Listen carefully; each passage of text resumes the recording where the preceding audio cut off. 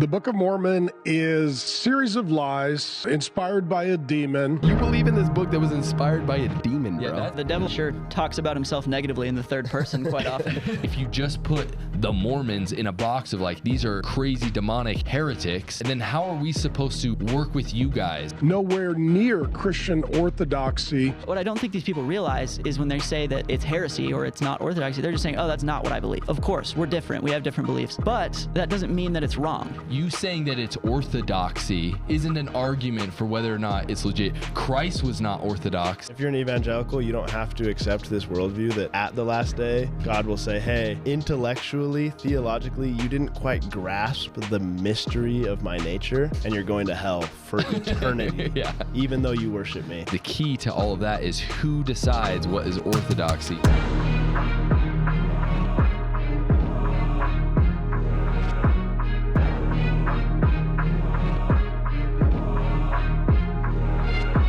So March 7th, we're going to be doing another book launch like we did with Jonah Barnes' Key to the Keystone, but it's for the Antichrist playbook subtitle, which is very important, okay? I know it looks kind of ominous. This isn't helping Antichrist. We're not trying to. Exactly. You could use it either way, but how we intend it is to be a guide for young saints to avoid deception and defeat the devil. So Jeff Borders, he's an awesome guy. He's been a young men's president leader for like 12 years. And he kind of just outlines all of the Antichrist in the Book of Mormon and their different tactics that they used back then and that are still being used on you, I, and all the other people that are trying to follow Jesus Christ. So if you want to go to this event, which I highly recommend because Jonah Barnes is going to be there, Brad Whitbeck, Andrew Woodmansey, David Butler, Mike Day, maybe another surprise guest or two. But it's going to be so much fun. So if you buy a ticket to it, link in the description, it will come with a book as well as a surprise t-shirt. That's an awesome t-shirt that you're going to want to have. And if you're a couple and you only want one book and one t-shirt, then there's a discounted ticket for a couple as well. So we hope that you guys can come. It's going to be so much fun, and hope you enjoy the video. Welcome, ladies and gentlemen, to a very special edition of The Sick of Joseph. We have in the studio some up-and-coming absolute defenders of the faith. One of my good friends, Baylor Johnson and Cade. I don't know your last name. Alvey. Dude. Cade Alvey. Cade Alvey. They, what's the name of your channel? Kind of talk about you guys' page, why you started it, and yeah. What are you doing? You want to go ahead? Who are you? Yeah, we're all those in favor. We're a voice, from those that are sustaining the leaders of the church. And, we really just kind of see all the negative church dialogue out there, Name them. Girls Camp Podcast. Lissa Grenfield. All those? No, dude, we're just trying to be a positive voice out there, you know what I mean? And promote interfaith dialogue. And Cade studies philosophy and, knows a lot about philosophy of religion and reads the best scholars. And so he presents that knowledge, and I'm there to laugh at him and make fun of him. And that's kind of the dynamic we got going on. It's true. I mean, I studied philosophy, largely philosophy of religion at a very secular university, secular department at least. Mm-hmm. And I saw a big gap in how religion, and specifically the Church of Jesus Christ of Latter-day Saints, was talked about online and what scholars were saying. And I think a lot of our goal in our channel is to kind of bridge that gap, hopefully to get the critics up to a more respectable level, maybe kind of help them hone their arguments a little bit, and especially to equip people of any faith really with reasons to believe. But we're doing that from a Latter-day Saint perspective. So we're trying to popularize the best information and scholarship on philosophy of religion. And I mean, we do history and other stuff too. And also ranking top famous Mormons. Yeah. I will hit you with a fat block without listening to any of your other stuff. Listen to this, okay? No, we don't need to get political on here. Oh, it's not political. It's just regardless, dude, you have Napoleon Dynamite, bro, that you could have John Heater. We got John Heater. Luke from Outdoor Boys we missed Mark Rober. We missed Brandon Flowers. Brandon Sanderson. And you pick Mitt Romney. They did an LDS draft of whatever, just their favorite, I guess, well-known members of the church, and it was less than. Hey, how many LDS presidential candidates you know? True Name that. two. Joseph Smith. Mitt Romney. I mean, come on, that's elite club right there. Yeah. But I've loved your guys' stuff ever since we followed you on Instagram, and I know you guys are starting to build your YouTube audience as well. So go like and subscribe their stuff. I promise you're really gonna like it. I think we agree on one thing, is that we're fine if people disagree with us, but we want them to disagree with us for the right reasons. Absolutely. And a What lot of times, a lot of times you have people on that are talking about the Book of Mormon, they're talking about the doctrines of the church, the plan of salvation, and they don't actually understand it. And you know that they don't understand it because they're using the wrong language, they are using the wrong ideas, and that's something that always frustrates me. Let's disagree, but let's actually be clear on what we disagree on. Absolutely. You know what I mean? And our channel too, I think we're trying to also ensure that members of the church understand where other people are coming from. We try to defend the positions that we're critiquing just about as good as we can. I had a professor who once said that if you're going to critique a position in a paper, you defend it first. And your defense of that position better be the best one that's ever been done of it before you critique it. And so that's kind of the model we try and take on the channel, is being as fair as we possibly can, just to because we believe the gospel stands up. We believe that we don't need to kind of go out and dumb down other positions in order to build ours up. And we can still engage with those positions and have a lot of confidence in our theology and our doctrine. And we really take that approach. And so I think it's worked. I think it's been great so far. Yeah, and I feel like that's kind of the same approach that, for example, Jacob Hansen from Thoughtful Faith, the way that he does things is, it's like the way he describes it is, we need to stop being on the defense all the time. Like, we're always defending the gospel. Absolutely. Like, we should be confident in everything that the gospel brings, the restored gospel. And so being offensive doesn't necessarily mean going out there and trying to tear other people down. It means going out there and just boldly sharing, like, this is what we believe, and this is why we believe it. And there's actually a ton of reasons why, we hold this position. Absolutely. Yeah. And like recently, we've kind of all come to discover that we're standing on such like a strong position when it comes to like, I guess, evidence to back up our claims, because with the atheist guy, Alex O'Connor, right? He had an interaction with Jacob Hansen where Alex O'Connor's big thing is like, there's very little, there's no firsthand accounts of the resurrection of Jesus Christ or like anything of the life of Jesus Christ. And Jacob Hansen talked to him. He's like, well, with our religion, we actually have over a dozen firsthand accounts of witnessing the golden plates and the translation of the Book of Mormon. And like that's a huge thing that a lot of times we just gloss over, just because from the beginning of time, freaking Governor Boggs, he just has been ripping on us, exterminating us. And so now we're just coming from this place of like crawling out of our holes. Like, we're actually like, we're pretty reasonable. Like, don't hit us though, Yeah, absolutely. Yeah. What's something that's been surprising to you, Baylor, is you guys have like stepped out into the online world, defending or sharing the gospel and stuff like that? Sure. I think, along what we're talking about, I think mostly people coming from the evangelical position trying to evangelize Latter-day Saints to their worldview. I think it's funny. I think those of us that have served missions, we almost have like a soft spot for them. Yeah. Because I see them. Yeah. And like when you see them just making a very uncompelling argument, where it's just like, oh yeah, like, they're spreading falsehoods that have been addressed for decades. And like very frequently I'll be like, hey man, if you have a desire to evangelize Mormons to your position, here's how you should do it. And like kind of like trying to help them out, because like Cade says, like, I'm not afraid of this position, but I'd much rather have a productive dialogue where you understand what we believe. And it's like, yeah, look at my sources here. It's the King Follett Discourse, teachings, like Journal of Discourses, page whatever. And it's like, okay, obviously you haven't read any of these things. You're just quote mining from anti-Mormon websites. Yeah, it's like, how about you open up the sacred books? The same way when we were on our missions, if we were going to engage with someone from any faith, it was important that we understood the background of that the best faith that we could. And so, but along with that, there's been a lot of really, especially on YouTube, I've been surprised how many people have commented that are very thoughtful and very informed. And so, yeah, one thing we've been surprised about is how many people come out so hard in the comments, and then we address them directly kindly. Like, we'll be like, oh, thanks for commenting. We appreciate it. We'd love to talk to you on the phone about. And then the first thing, we've talked to probably 2 dozen people maybe at this point that like came out so hard at us in the comments. Like, way hard. And then the first thing they say when we get on the phone with them is like, "Hey man, I just want to apologize. I'm sorry. I was having a bad day. I was having a bad day." So that's one thing that's given me hope, is that I read a lot of the negative comments on there, and I just realize that they aren't talking to human beings. They don't feel like they're actually talking to a human being. They're talking to ideas, and if I was having an actual conversation with them, they'd most likely be more reasonable. There are some crazy guys out there, but Gotcha. Yeah.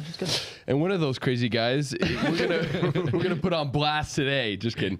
No, but there's a pastor out there named Mark Driscoll. Mark, hi. I know you're watching this. You're a big subscriber. That we know you subscribe to the channel. Clearly, from this video that you made, you're very educated on our beliefs and the keystone of our religion, the Book of Mormon.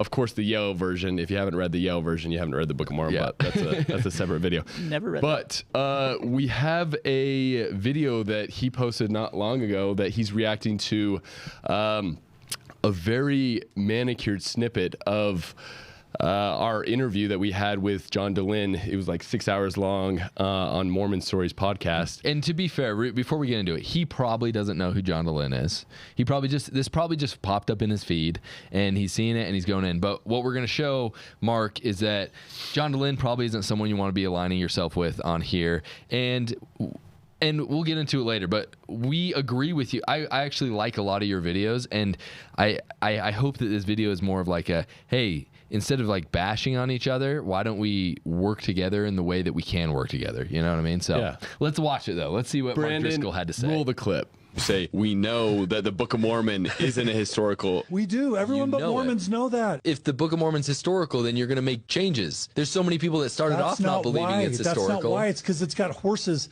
and wheat and steel. And because the genetics of the Native Americans go to Asia, not Israel. You have to hold science loosely, because if you hold science tightly, you can't accept core scripture. You're basically saying that you have to read the Book of Mormon until you're dead, or you can't have a valid view of its science. The Book of Mormon is a series of lies inspired by a demon that are completely mythical, have no basis in reality, pervert and distort the gospel of Jesus Christ, are an abomination nowhere near Christian orthodoxy, and places and things that are mentioned have no historical possibility of any sort or kind. Other than those minor exceptions, the Book of Mormon is fantastic.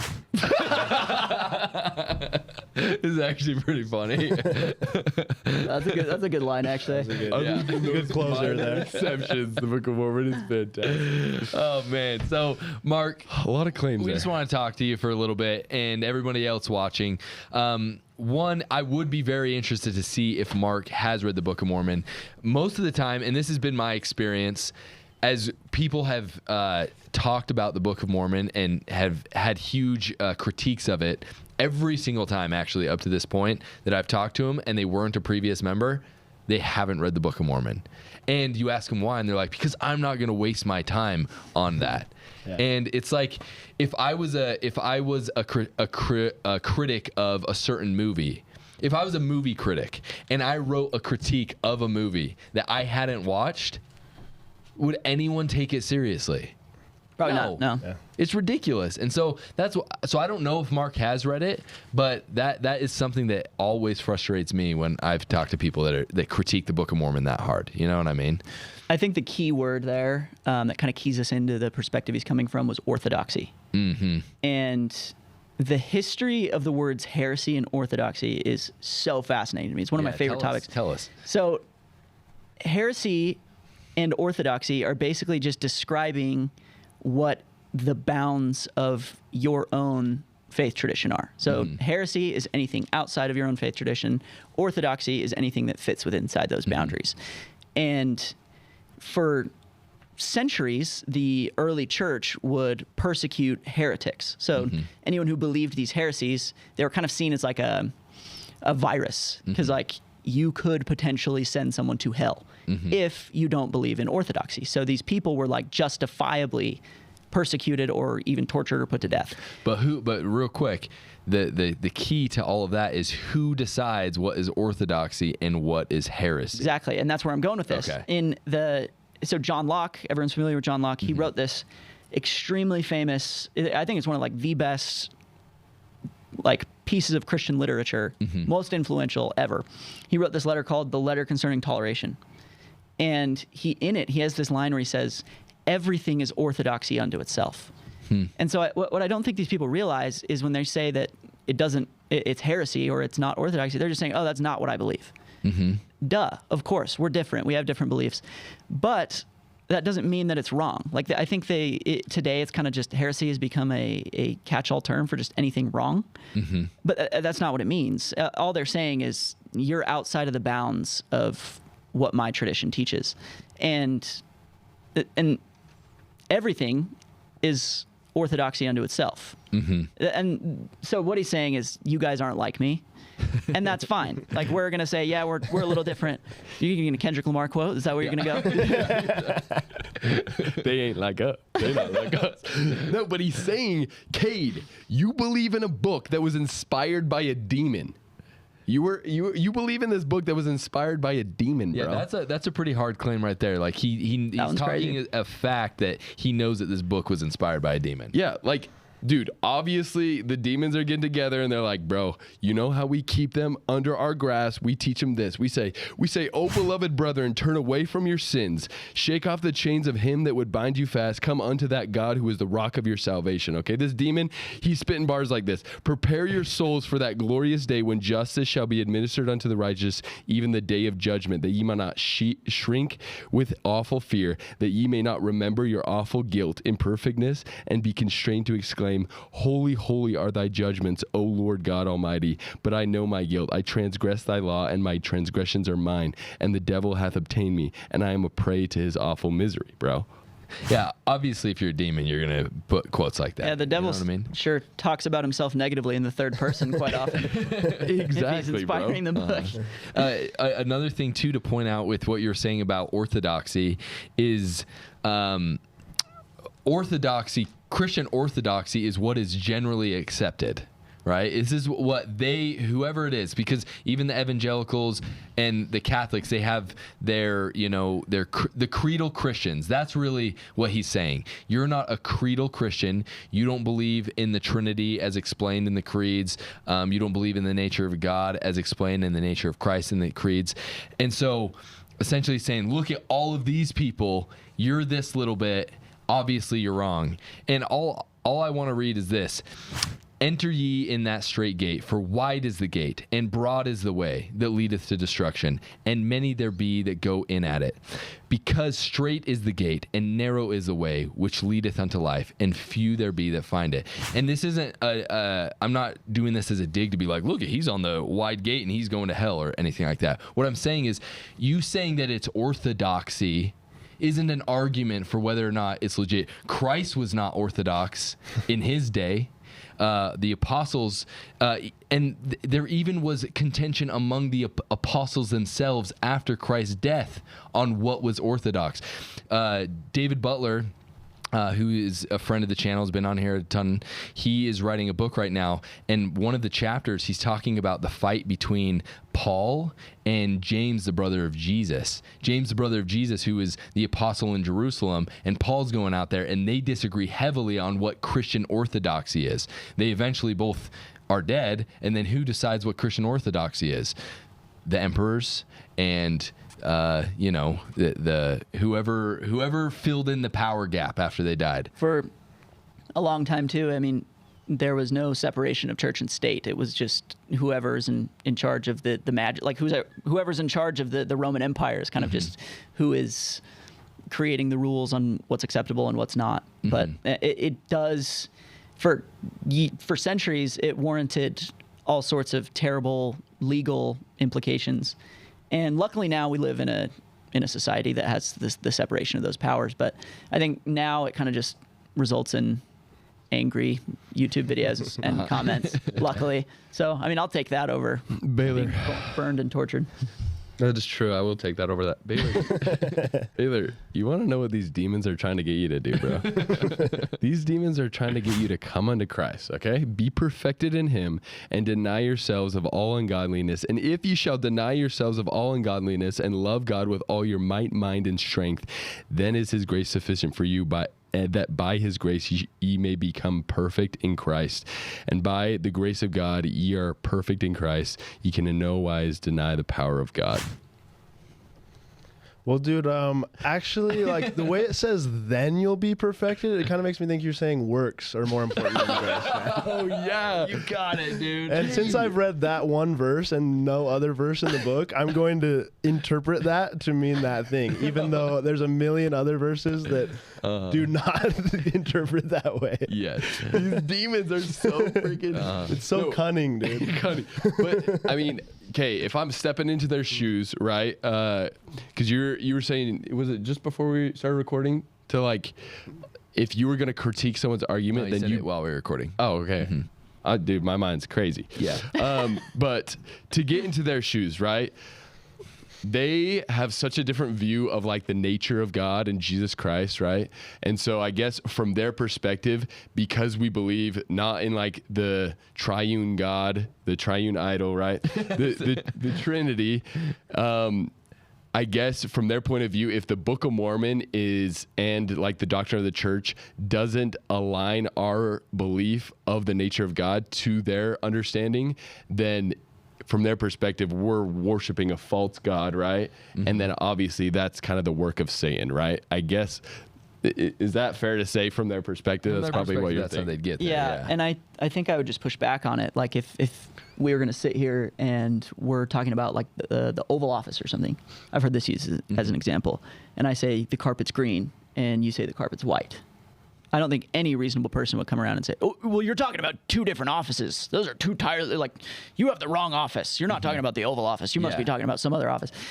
That doesn't really make sense to me. Like, just having different perceptions of the qualities of the thing that you're talking about doesn't really, at a certain point, it probably warrants a new classification.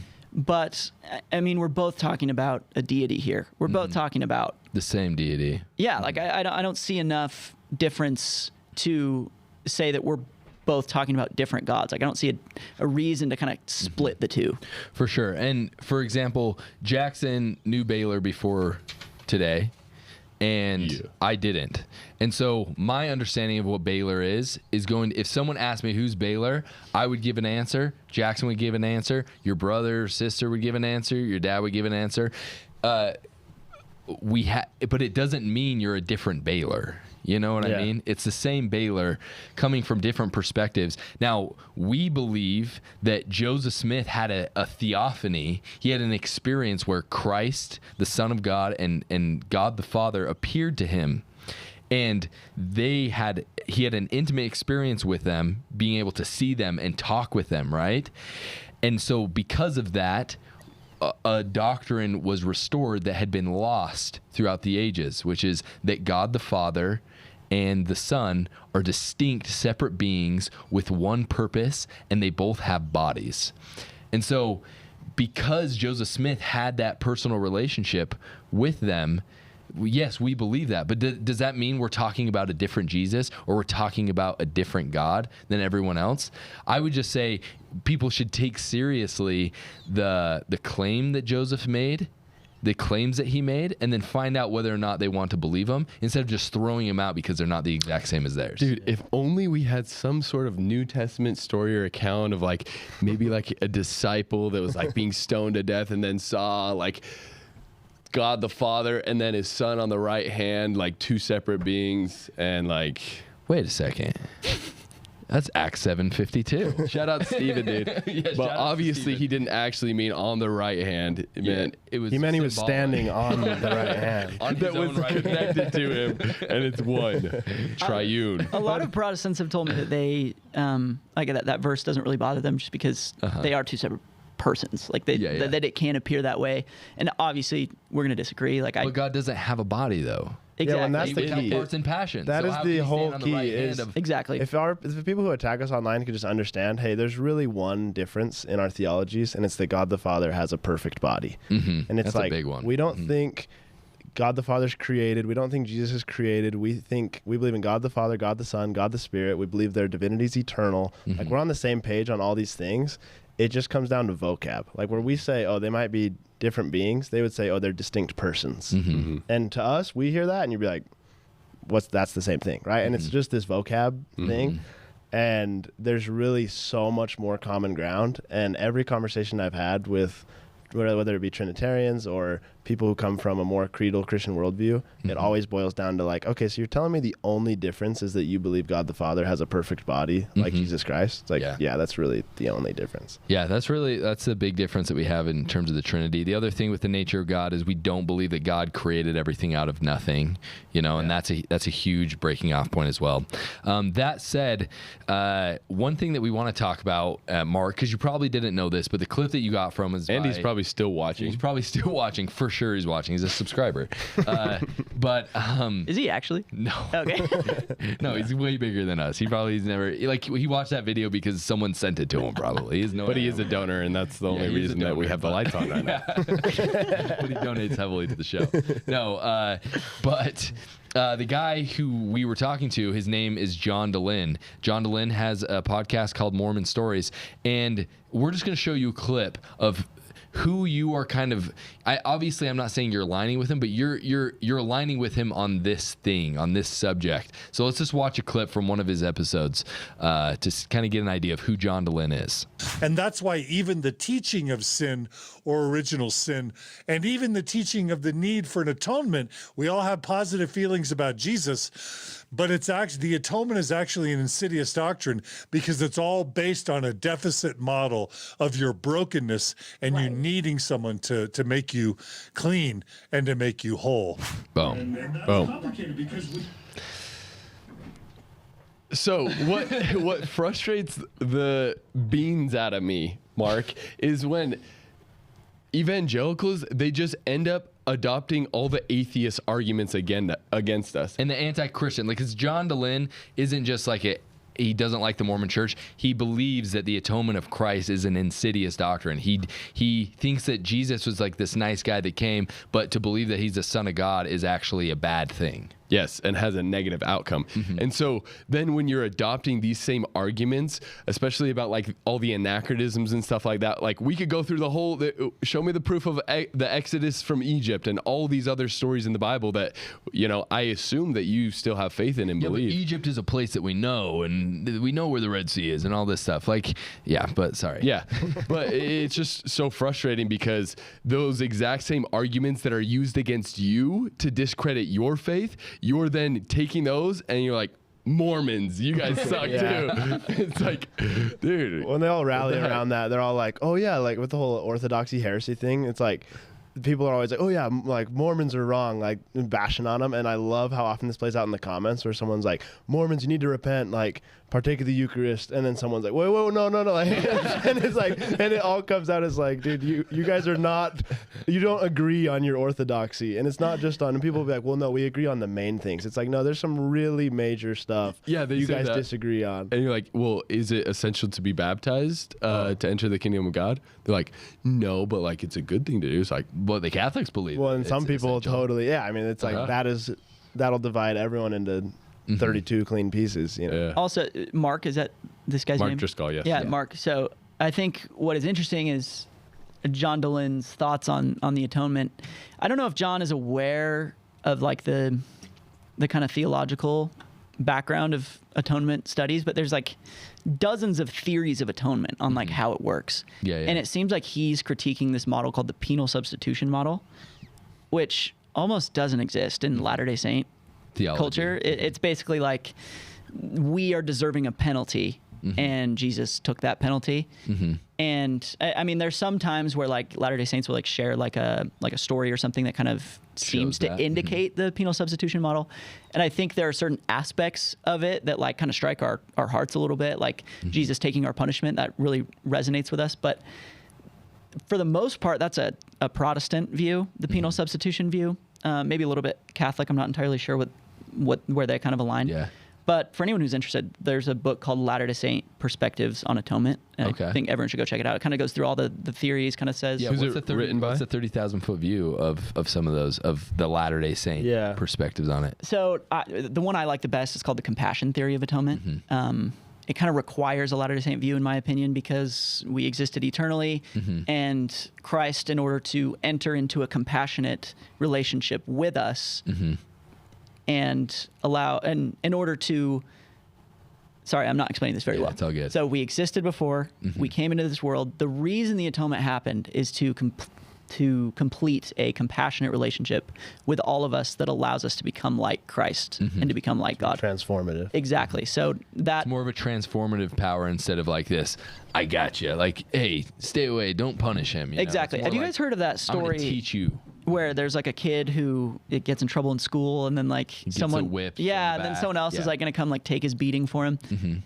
If you kind of take that to its conclusion, like if you were the teacher, would he say like, oh, well, someone has to get whipped, I might as well just whip this innocent guy? So I mean, that's a very common Protestant view. But like I like the compassion theory of atonement better. Yeah. And so John's criticism isn't really going to apply to us if we take a more nuanced theory of atonement into play, but it is going to fall against the Protestants. So just keep in mind that I think our faith tradition has a lot of merit if you're coming at it from a secular perspective and just looking at the teachings. Maybe the history is a little bit harder to swallow or something like that. But if you just kind of take a view of these philosophical and theological perspectives we take, it's going to be a lot more compelling.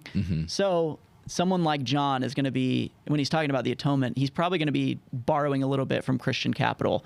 And it may even be more incentivizing for him not to adopt something like that. Yeah, and you know, that's a really good point. That a lot of Protestants and evangelicals have actually have watched Mormon stories. They just watch it because they're interested in like, oh, these crazy Mormons. This guy's taking down Mormonism, so we're gonna watch them. When we went on, we had a lot of like Christians who don't agree with us on anything, or on many things, reach out to us and be like, I appreciate you going on because it let me see that John Dehlin's not on my side. He actually is trying to tear down Christianity. He's trying to tear down Christ. And as Jackson pointed out, this happens a lot of times where it's just like we immediately hop onto the same ideas that that people that are trying to tear people away from Christ hop on, just because we think it scores us points against whatever religion or whatever. You know what I mean? So, Mark, that's one of the frustrations I have, because we actually agree on some really important things that are relevant in our culture right now. One thing I've heard you talk a lot about is the family in today's society and kind of the attacks on the family, on gender, on things like that. And we agree on all of that. And I don't know if you're familiar with the Family, A Proclamation to the World. 1995, the leaders of our church put out this proclamation with a bunch of like obvious things at the time. Gender's an immutable characteristic. Men have a certain role to preside and protect. Women have a role to nurture and take care of the home. They work together in unity. The most important thing is the family. Just like that. Like, you should check it out. Family, A Proclamation of the World. That came out how many years ago? 20. Is that 20 years ago now?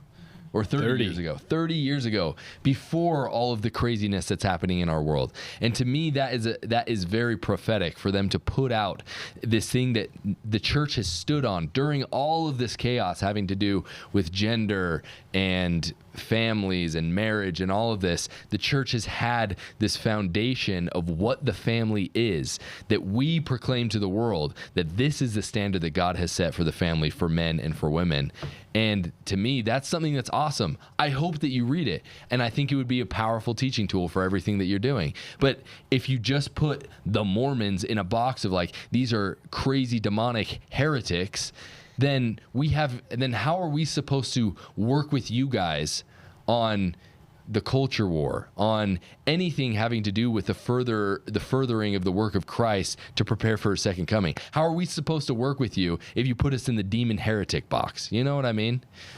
Have you guys ever heard of the term, there's no atheists in foxholes? Yes. So I'm going to share this, and I'll stop yapping because I've been yapping a bunch. No, but, yapping, dude. I just yapped a bunch. We're all yappers. Yeah. So I've been thinking about this, altering this phrase a little bit into saying there's no religious diversity in foxholes. And let me tell you what I mean by that. So it was a little over a year ago, I was hospitalized, and I was in the hospital. And I was like in the bed, my family was there, wasn't doing good, kind of declining a little bit. And none of my family, they wanted to give me a blessing, but we kind of had to go there quick, and none of my family had any oil. For those of you who aren't members or aren't familiar, we give blessings for the sick or afflicted with consecrated oil, which we believe has some, like these blessings, they can heal us. That's kind of The oil is like symbolic of Jesus Christ. Yeah. Thank you.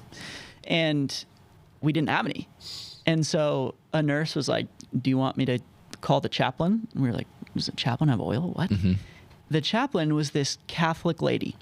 And she was up there in 15 minutes, right at my room. And she had a vial of consecrated oil that she got from a bishop or something. Yeah. And she was like, and she like put it in my dad's hand, and she came over and she was like, this oil is going to heal you. And the best medicine is going to be this blessing you're going to get and being with your friends and family. And that was so profound to me that a Catholic in this type of moment came over and was like, yeah, this consecrated oil that my faith tradition doesn't accept is going to work. And I don't think when we get down, when we're in the foxhole, I don't think any rational person is going to say, sorry, man, it's not one of the 7 sacraments. My priest didn't bless it. I don't think it's going to work. And ever since that moment, I've just really wished that our engagements with other faiths could kind of mirror that. And I've been really disappointed so far. So we need to do our best to kind of encourage that. Like, I really wish that, I keep forgetting his Mark. I really wish that like us and Mark could kind of focus on the fact that we do agree on most things and that we are both faithful people in a world that we're trying to make better and that we're trying to make more Christ-like. Yeah. And if our engagements with these people could kind of mirror that, that respect that I got from that Catholic chaplain that day, I think the world would be a 10 times better place. That's awesome. And what you're not saying, and I know this just from the little bit that we've interacted, what you're not saying too is that we need to like somehow pretend that we agree on everything either. It's like, no, we can disagree and still work together on these important things. And it is important as us as Latter-day Saints that we don't just like shrink into the like, hey, look we're Christians too. Please accept us. Please accept us. It's like, no, we are a lot different than the rest of the Christian world in a few core doctrines. And there are reasons for that. And I'm not going to change those reasons. I'd love to have productive conversation with Mark and with others. We've had productive conversation with Pastor Jeff, who's an evangelical pastor that has done a lot of work in the LDS space as well. We can have those productive conversations, but let's have clarity on where we disagree. Let's not just other each other by saying that you believe in a demon, you heretic, or like that's just not very productive.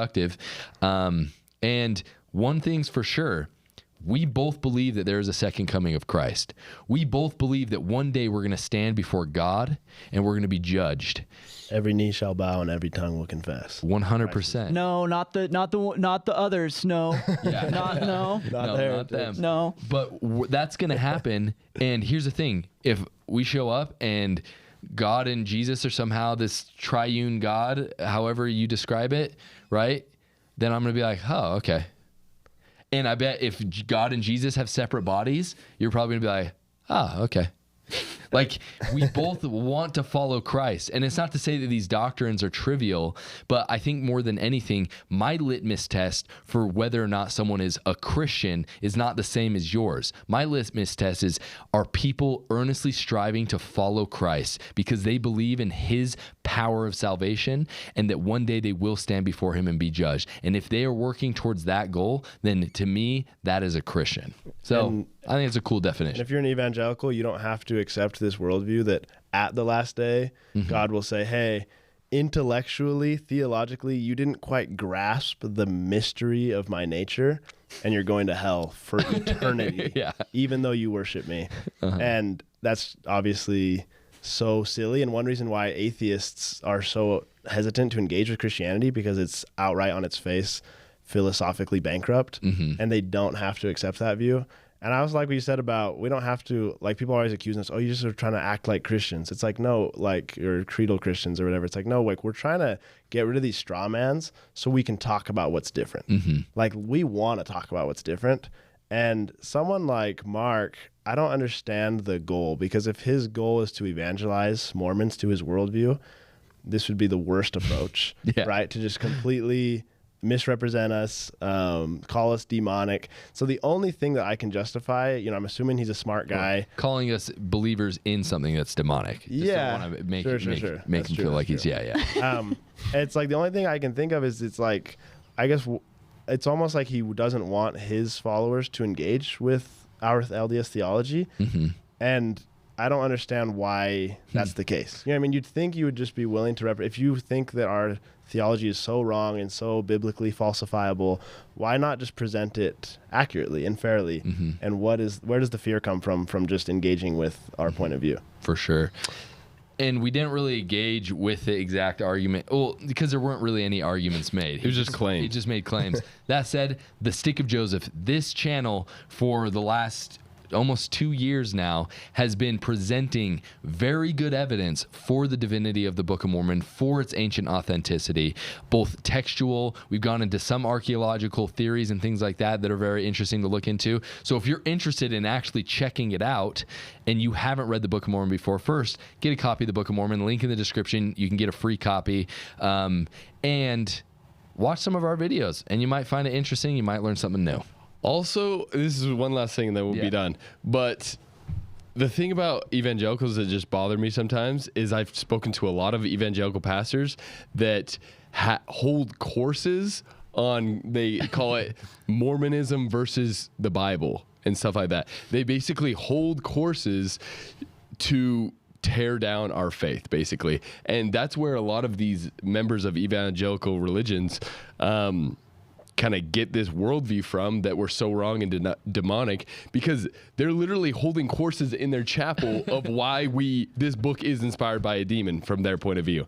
And so it's just so funny that you don't just, you seek to destroy others around you so that you can be the tallest one, instead of creating and like pushing people towards like a better theology that you claim to have. Exactly. And so do that, because I that would be much more appealing to me, and you just might convert. So you just might convert. Anyways, God willing. Mark, hit us up in the email, jackson@thestickofjoseph.com. You know where he's from? No. I think it's maybe Texas. I would bet my life on Texas it. vibes. I served my mission in Texas. I would bet my life on it.